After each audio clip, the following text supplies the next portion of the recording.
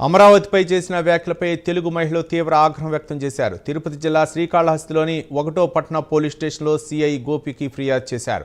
రాజధానికి భూములు త్యాగం చేసిన మహిళల పట్ల కృష్ణరాజు అసభ్యంగా అమరావతి ఒక వేశ్యల రాజధానిని మాట్లాడటం చాలా బాధాకరమని శ్రీకాళహస్తి ఎమ్మెల్యే బొజ్జల వెంకట సుధీర్ రెడ్డి సతీమణి బొజ్జల రిషిషారెడ్డి అన్నారు. దీనికి వైసీపీ భవిష్యత్తులో తగిన మూల్యం చెల్లించక తప్పదని హెచ్చరించారు.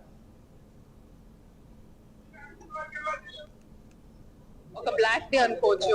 ఒక మహిళలు అని ఆలోచించకుండా చూడకుండా ఒక జర్నలిస్ట్ ఒక టీవీ ఛానల్ ని వెనకబెట్టుకొని కమెంట్ చేసింది చాలా బాధాకరమైన విషయం.